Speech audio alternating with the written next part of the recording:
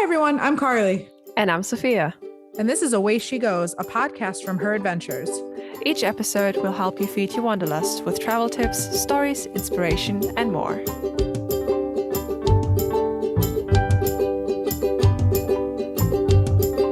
Away she goes. Dear listener, this show comes with a trigger warning. In this episode, we mention suicide and depression. If these topics trigger you, please do not listen for more than the first 19 minutes. Thank you. Hi, everybody. Welcome to another episode of Away She Goes. Today, Sophia and I are joined by a very special guest, Lacey C. Clark. How are you? Hi, I'm good.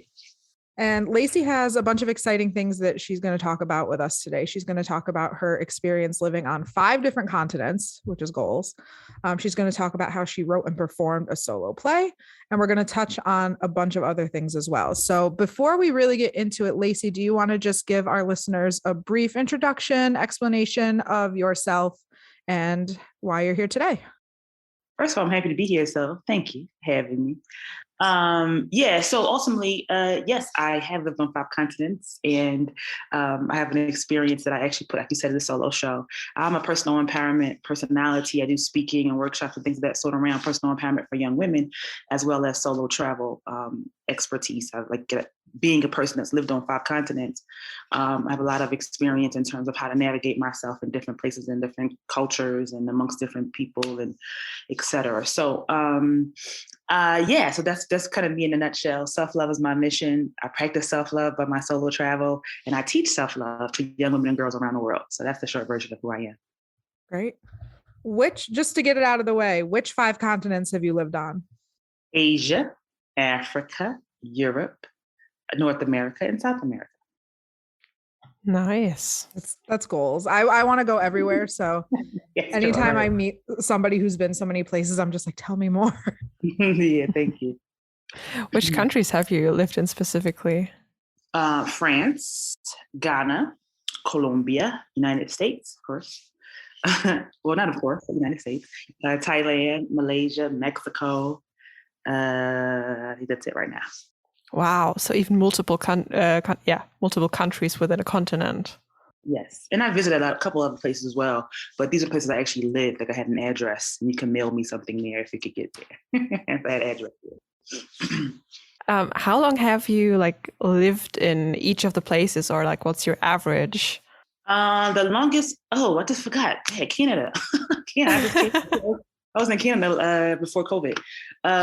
2 years. So some of them are 2 years, some of them are 1 year, one is 9 months. The shortest I would say is about 4 months. So anywhere from 4 months to about two and a half years. Oh wow, 2.5 years. You really get to know a place. That's so cool. I'm really jealous. Yeah, I mean, it's definitely a different experience other than, traveling there and enjoying the tourist aspects of a place. You are immersed in the culture and in the way of life and in the, the cultural nuances that different countries have that, depending on where you're from, it could be a shock. Like, why does it take us so long for this to happen? Back when you're, back at home, it's like it happens in a week or a day or 5 seconds. But somewhere else, it's like, okay, a whole month. I'm like, this is way too long. You know what I mean?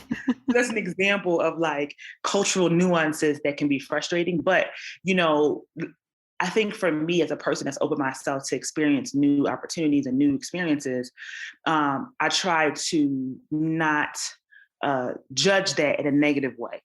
Because, if you look at everything from where you came from or your perspective is very, I think, selfish. So it's like I'm in another person's place, another culture. So now my whole thing is to adjust to see how it will affect me and hopefully in a positive way. So I open myself up to those different type of nuances that happen in those cultural experiences. How did it come to happen that you had the opportunity and the chance to live on so many different continents, so many different countries for that long of a time? Are you somebody who even before COVID was lucky enough to kind of work remotely and you were able to just kind of pick and choose where you wanted to do it from? Or were there other situations that kind of brought about that more nomadic lifestyle that I'm very jealous of? Great question. Well, you could do it too. So it's all good. I'm hoping to eventually. Yeah. So my very first experience of being abroad was in France. So I actually studied in Paris. I was a student abroad. And so I was actually in Paris. That was 4 months. So that was the shortest time. And so being there was an experience, obviously, through school. So that was like, again, I started this 20 years ago. So that was the first experience I had being outside the country, and that was an experience that was hosted by an organization. And then after that, basically I'm an author. So I'm a 3-time author. And so I basically sell, my income comes from my work. And so let's see, the next experience was when I lived in Ghana, and that was actually post-school. And I went there to do a project. So I was there for about 5 months. It's just different experiences throughout, but it's over a span of 20 years. But I think so for instance, pre-COVID, again, it's just been about me and my company, basically, living off the money that my company makes through the books that I sell and the workshops that I do. And now since COVID, there's a lot of virtual things that actually happen. So I do virtual speaking and all that kind of stuff. But before then it was about, me working on the work that I do with young women and my books and things, and then maybe going to that place and then coming back and that kind of vibe. I always hate to ask, like, oh, did you have a favorite? But I always like to ask it anyway, even though I know it's a hard question to answer. Like, did you have a favorite place that you lived, or did you have a continent specifically that maybe just edited out all the rest? Great question. I really dug Asia. Asia was really cool for me for a number of reasons. One, I talk about this in my show. So when I went to the first place I went to in Asia was Thailand. And I lived in Thailand, but I went to Thailand like several times before I stayed longer. I actually went to Thailand for about 2 months before, and then like 2 weeks before that. And then I stayed for 9 months. It was like, I love Thailand so much, I gotta come back. So I was there for 9 months. So Asia was my first inlet. I mean, Thailand was my first inlet to Asia. And first of all, what I loved about it was that it was a Buddhist country. So I never really, a lot of countries that I've been in were kind of like Christian or, just Catholic or things that I had been used to coming from the States. But this was the first time that I've been to a Buddhist country, and it was a different vibe all around. Buddhist is all about end of suffering. You know what I mean? It's not really hard judgments, even though there are obviously judgments happening as well. But the hard judgment and the hard like lines that, certain religions create, I didn't feel that. Not that I was saying that I felt that it was, I felt religious in places I went. My point is, it was a deep contrast for me when I went to Asia when it relates to being in a Buddhist country. The food to me was the most amazing food I've ever had in my life. Like, I like Thai food in the States, Me too. but like I fell in love, and I said everything in Thailand to me just tasted like over the top good. Like, why is this egg so good? It's like a basic egg. You know what I'm saying? Why is it so good? Why is this omelet so amazing? So it was the contrast of the vibe I felt like it was a lot lighter. And then also it was the food. So that was Thailand. And then the second place that I lived was Malaysia. And then Malaysia took the cake with the food. So now to me, the best place in the whole world, in my opinion, is Malaysia. But then Malaysia was interesting because it was a Muslim country. Mm-hmm. So you had a different experience as a solo traveler, as a female traveling solo in a Muslim country, way different experience. Right. And so it was interesting to see, how the men reacted to me, and then also how the women reacted to me. Because it was like, wow, like, I'm fascinated, but then the men were kind of judgmental. Just slightly, you know what I mean? Like, Where is your husband? Where is your man? Like, a funny experience I had when I was in a hotel. So the first time I went to Malaysia was on a border run. So those who actually are travelers or nomad folks know what a border run is. But basically a border run is basically where you have to reset your visa. Because depending on where you live, if you don't have the visa before you go in, you have to reset it by crossing a border. And so we call them border runs. Anyway, so I went to Malaysia for a border run, and I stayed in a hotel the first time. And the cleaner was a male. Now, I've never really seen male cleaners. I mean, in the States, they all are females from what I've seen. Anyway, he was a male, and he knocked on I was leaving, and he was the cleaner walking down the hall. And he said, "Where are the other shoes?" I said, "What other shoes?" And he was talking about a man's shoes, like, where are the men's shoes? And I'm like, oh, no, there is no other shoes. None of that. Oh no. So it was just funny. Like he was so used to cleaning rooms, right? And always seeing, again, it's a Muslim country, right? So always seeing either, I guess, men's shoes or men and women's shoes in the hotel room, but he only saw female shoes. And he was like, well, what's going on? So it was just so funny. And I'm just thinking, well, why is he asking me that? Like, what other shoes? So it was just a very interesting experience being in Asia, but being in a Muslim country. And so that experience to me was interesting, but I still really enjoyed being in Malaysia because it was still laid back. I liked that there wasn't the contrast between Malaysia and Thailand was that Thailand is not very strict when it comes to a lot of tourist activities, if you know what I'm saying.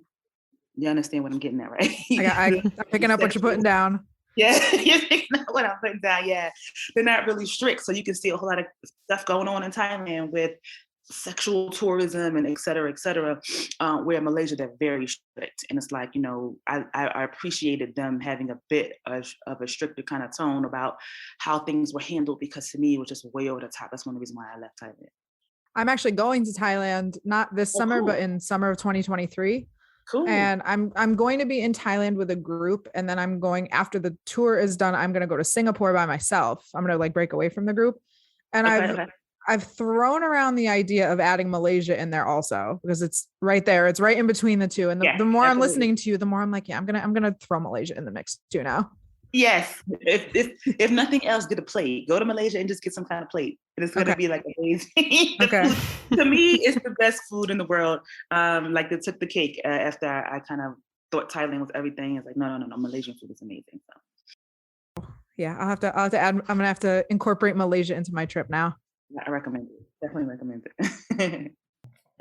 Because you mentioned that you really recommend going to Malaysia, do you have any other countries or continents that you would recommend, especially for young women that are traveling solo, maybe traveling for the first time solo, based on your experience, some that are especially safe, that felt safe to you? That's a good question.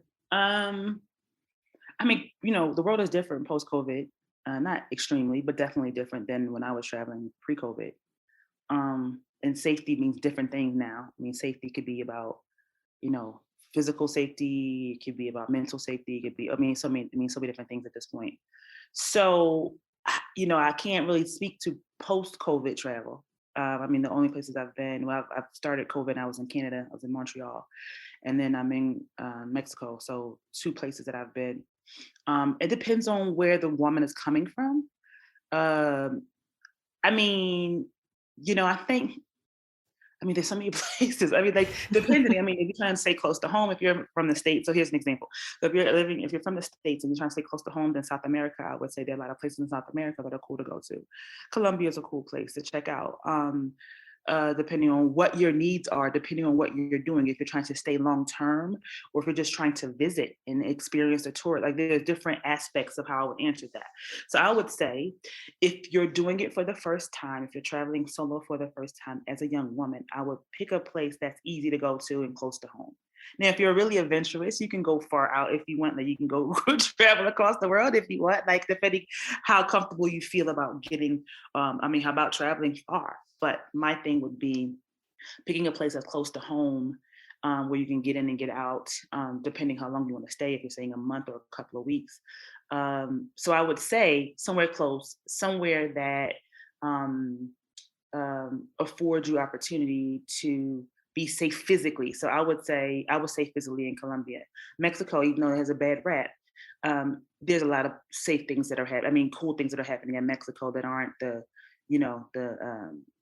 negative the negative concept that are getting in the media. So again, if you're living in Europe, you know, it's easier to go to Asia, right? Or it's easier to go to Thailand, or it's easier to go to, even Africa, depending on where you want to go. So it depends on what your desire is.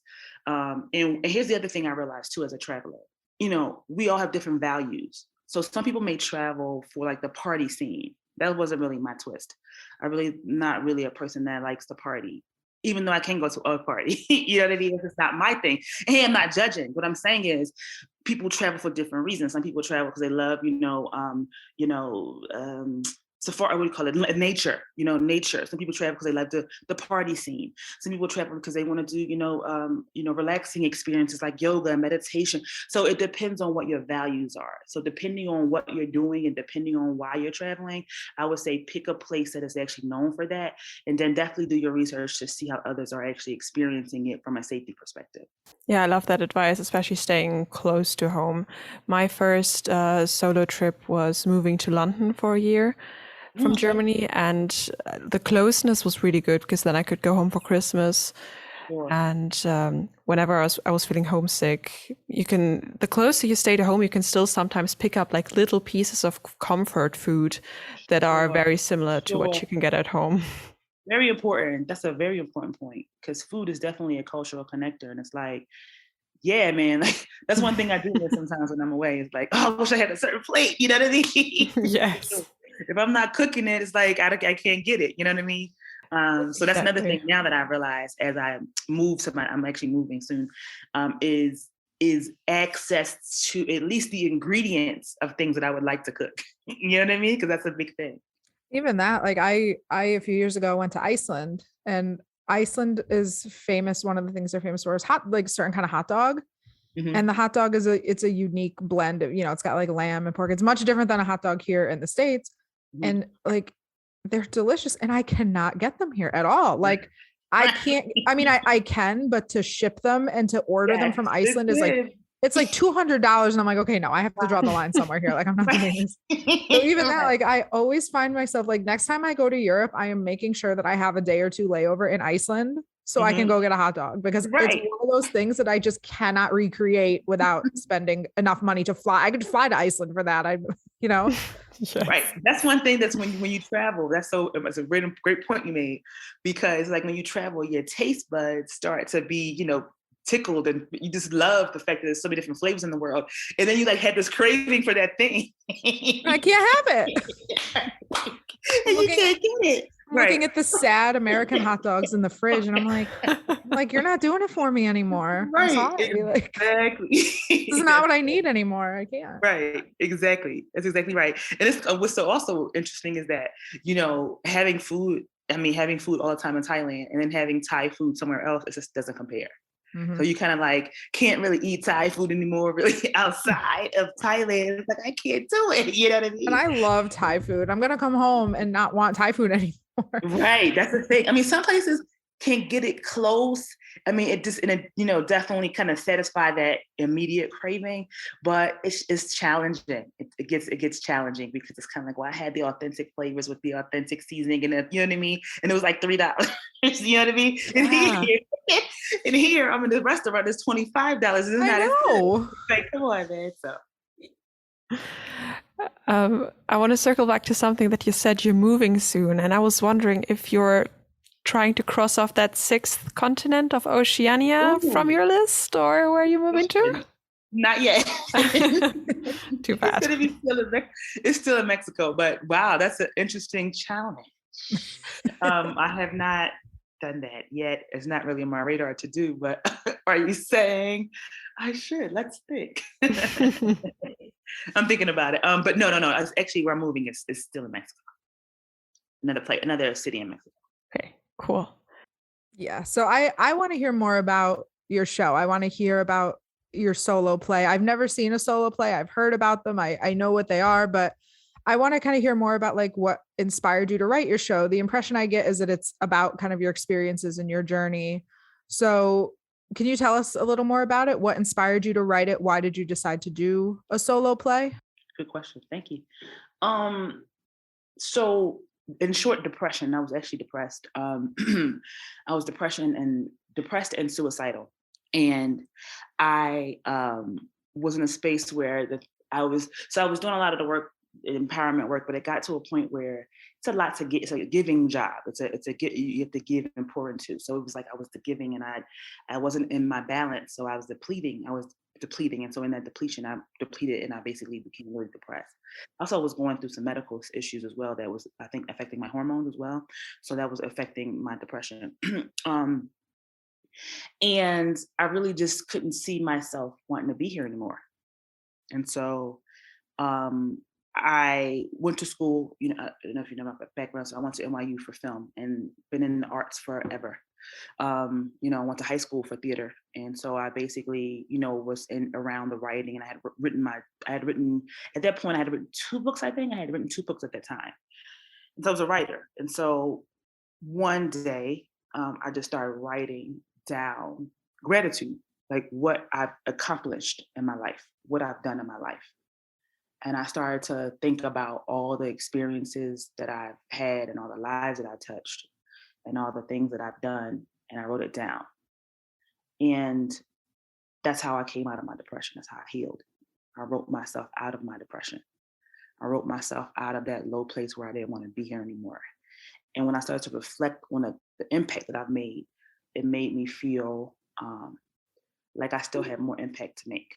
So after I began to write, I know I needed to speak it. Like sometimes you can write things and it could become cathartic, but because I think that I was kind of geared or conditioned or connected to theater at a very early age, something in me said I wanted to speak it. I wanted to say it. And I had to say it because if I didn't, I felt like I would die. It's like almost like speaking to live, is what it felt like to me. And so honestly, the first time, like I had a mentor who actually helped me shape it because I was writing stuff down. I was like shaping it so that it become a cohesive piece for people to receive, as opposed to just me, kind of being the cathartic movement of just writing and writing and writing. And so the first time I read it, I was horrified. Like I was so insecure and so small. I felt so small inside that time that I could only read it for like 3 people. It's my mother, my father, and my mentor. There was only 3 people in the room. I could only read it for those 3 people. And then it started to expand. So I read it for like 8 people next time. And then next time was like 15. So my point is this. I wanted to write my story because it saved my life. Number one. Number two, I also realized that when I look back on all the things that I contributed to the world, that I needed to be shared. And I also realized too that, when you think about travel and you think about what you think of when you think of travel, you don't really see a lot of Black people in the images. And so I wanted to make sure that people know that I had a story to tell about my life around the world, but also my journey to self-love and also my journey to, you know, being able to accept myself even in my lowest point in life. So it is about my life. It is about my travels, about me being on 5 continents. It is about my experiences, how people see me, how I see people, how I immerse myself in cultures, the amazing food that I've tasted, all of that. But at the end of the day, the story is about a self-love journey and being able to um, talk about what it means to embrace thyself. But then at the same time, my journey happens to be all around the world. So that's why it's set to 5 continents. I just have to say, like, it's so inspiring to me because it's not easy to talk about these things, let alone to yourself, let alone to even close friends, close family. And I think that what you're doing really helps others as well, because others can say, okay, she overcame these things. She was kind of at this low point and look at her now, so I applaud you for sharing your story, because I think not only does it help you, but it also helps others who might find themselves in that situation too. But thank you, Carly. I received that, and Absolutely. yeah, I realized obviously it was still bigger than me, and honestly, a lot of it too was my mother, because my mother, she's such an amazing influence in my life and a powerful influence in terms of being able to push me out of comfort zones. Like she was, when I said I wanted to do something, she always like, okay, cool, do it. That's what you do it. She never kind of tried to hold me back, and so part of writing the story was my love. So it was my love letter to her too. It's like, this is what I had to say to you. You know what I mean? Like all the places I've been, from where I came from, from North Philadelphia and Philadelphia, place where they actually, put a lot of stereotypes on young Black women. And that, where I came from, and then like basically kind of moving beyond all the stereotypes that people try to put on me. Put on me. Who is that? So the computer. So it was my love letter to her as well. And so I say all that to say it went beyond me. Like after I got up out of that low place, it went beyond me. And I had to think about, it was obviously the first person I thought about was my mother, but then all the other people who've been so low that they wanted to not be here anymore and how they can climb out. So one of the things that I did was I actually did workshops for young women about how they can actually use their story to climb out of their place as well. So how they can actually use their story for healing and hope.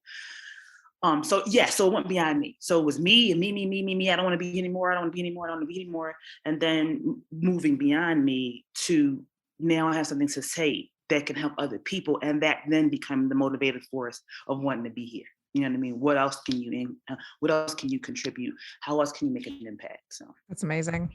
Truly, it really is.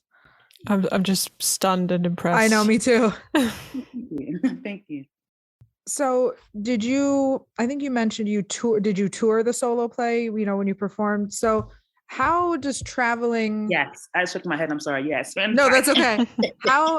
How does traveling when touring and kind of performing and working differ from leisure travel? Like, do you still make time when you're touring and when you're working to have some leisure time, or is it more just strictly business? That's a great question. So the journey of this show is really deep because once I got it up, because first of all, I started as a script, then you got to get up on your feet and perform it, right? And so when I started performing it, the first place I performed it was in Thailand, my favorite place in the whole world at that time. So actually a lot of was that the year? Yeah, that's when I actually moved there. Was that no, that's not right. Actually, I went there after that. So the first time I went specifically, not the first time, the first time I performed it in Thailand.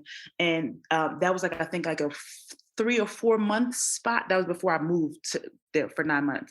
And the intention of that time in Thailand was to get the show on its feet. So I said, I want to go to my favorite place in the world to do that. And that was Thailand at the time. So I went there and I did it. So at that time, it was all about the show. So I didn't leisurely travel. I kind of knew I told you I've been there, I think twice before that third time. And I knew, I did the leisure travel, just kind of the tourist version of Thailand, but Thailand then became this haven for me. This safe place for me, this place that I felt inspired, deeply inspired. It was very inspiring for me at the time. So I wanted to do my show in the place that actually was deeply inspiring for me. And that was Thailand. So at that time, I was all about memorizing it because I had to memorize the script, right? I had to memorize the script. I had to actually get some direction so it could be very interesting to see on stage other than just reciting random words. You have to bring it to life. So I brought it to life in Thailand. So at that time, it was only about the show. I did a piece of it, tongue-tied, Colombia. And that experience was, so I've kind of wrote it around the world, interesting enough, because I started to finish it in Colombia. Colombia didn't inspire me anymore. When I first got there, I was, doing the tourist thing, but then I focused on writing the rest of the show. And then I finished the show and I was like, I'm not really inspired here. So let me go to my favorite place, which is Thailand. And then I went to Thailand and I actually got the show on its feet. So I actually had different legs in different places around the world. And so I performed it in Thailand actually 3 times, actually every 3 years. The first time I gave birth to it. Second time I performed it again as just come and see it, just about me doing a show. And then I did another time, and then I did it in Canada. So it's a mix. It wasn't like I'm going to tour it and then leave. It was me developing it some more, and then I'm going to present it. You know what I'm saying? And then me developing it some more, or me being inspired by wanting to go to a place and then presenting it. So I think when I was doing it, depending on how long I was. So when I was in Canada, I was there for 2 years, right? So it had already finished the show. It was already done. Now it's a matter of presenting it. You get what I'm saying? Yeah. So I was living there, enjoying Canada, and then I presented my show. That kind of vibe. Wow. It's just so fast. I've like I said, I've heard of solo plays. I've never seen one performed. I would like to. Mm-hmm. It's just so interesting to hear your process and how it really just fostered this unique experience, this unique play. And actually, it's actually a groundbreaking play. Groundbreaking play. I can't my tongue tie. Okay. Groundbreaking play. It's the first time that we've seen the world through a Black woman's eyes. Because again, there's other shows that it's the first time I've seen the world through a Black woman's eyes. And so not only is the show or the story the first time, but the fact that I actually toured in different places, also as part of the groundbreaking piece as well. So it is a groundbreaking play. I didn't know it was that then, because I was just trying to get out of myself, basically, and all the issues that I was going through. It was like, I just got to write this down. I got to write it down. That's the first step. And I got to now say it just to get it out of myself. You know what I mean? But then it became all these other things. Like, people really liked it. I'm like, oh, you know what I mean? I wasn't even thinking about that. Like, it was like, oh, you like it? Like, I was just trying to get it out. It was about me at that time. But obviously, when it moved beyond me, you got to realize that things move beyond you. So it's like, oh, so now it's not mine anymore. It's really like what it does to the audience and how the audience experiences it and what they bring to it based on their experience. You know what I'm saying? So that's always a fascinating thing for me. And I think that is what is most fascinating, is what parts of it resonate for them. You know what I mean? Like, whether it's the solo travel, like the experience of the solo travel and being afraid in this place, or being inspired over here, or being unsure in this area. You know what I mean? Like, all those different things you bring to travel and how people receive it is really fascinating to me. That's great. So, Lacey, I think this has really just been a fantastic episode. I think, like your work, like your play, this is going to resonate with a lot of people. Before we end things, wrap things up, is there anything else you would like to say? Any advice maybe for women who might be feeling those same things, or who might be experiencing those same things, or just advice in general for people who are kind of just looking to see more of the world, have more of that self-love, that self-empowerment that you bring to the table? I would say, well, one of the things that I definitely think is important to know, and at the time I couldn't see it, but obviously now, looking back, hindsight, I can, that there's always a solution. There's a solution, there's a solution, there's a solution. Like, if you really feel like, you are at your lowest point and like you don't want to go on, there's a solution somewhere, somehow there's a solution. For me, the solution was to write, the solution was to like speak. The solution was to tell your story, like go all the way in and tell the truth, the ups, the downs, the ins, the outs, everything, like put it out on the table, just for my own healing. So I'm saying that, that is a vehicle to get you from that stuck place, or that suffocated place that you might feel like, I can't get out of where I feel right now, and I'd rather just not be here. So that's one thing that I would say. And the other thing that I would say in terms of young women traveling is that I think it's just, the world is yours. I just think it's, my show is called Phenomenal Everywhere. I think the phenomenal is everywhere. When you value and love yourself, you are phenomenal everywhere. There's so many different layers to this title. When you value and love yourself, you are phenomenal everywhere. The phenomenal is everywhere. And then the character's name is phenomenal. Her first name is phenomenal. Her last name is everywhere. And so I would just say that, when it comes down to young women traveling, that the phenomenal is everywhere, and enjoy it, be safe, be aware, not fearful, but just be aware, and definitely do your research. You know what I mean? In terms of like, just ask around and see what's going on in that city or in that country, to make sure that it's a place to go that is safe and okay for you.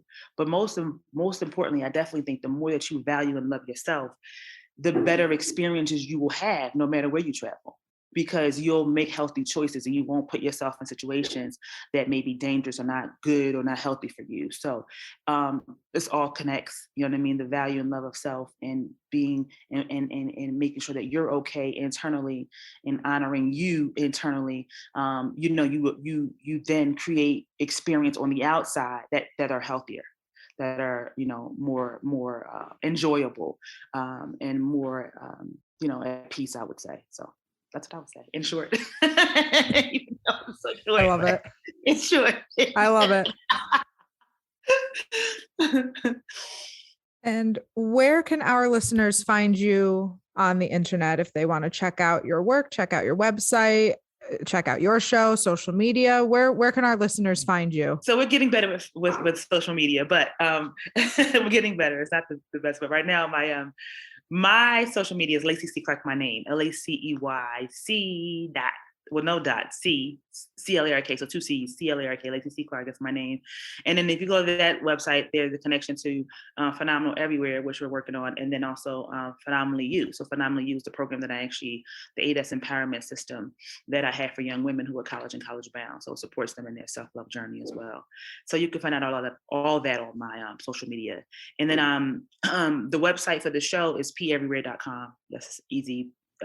Letter P, like everywhere.com. And the website for the empowerment system is phenomenally, PHENOMENALLY-U as in university.com. But all that can be connected through my social media, Lacey C. Clark. If you go there, you can connect to all of that there. That's all for this episode. If you'd like more Away She Goes in your life, make sure to stop by heradventures.com/podcast. That's where you can fill out a form if you're interested in being a guest on the show. And you can also write to us at awayshegosgwt@gmail.com or leave us a message on our Google voicemail from any phone or computer at 1-563-503-6323. To follow our adventures, you can follow me on Instagram at Carly Sees the World. Carly is spelled Carli.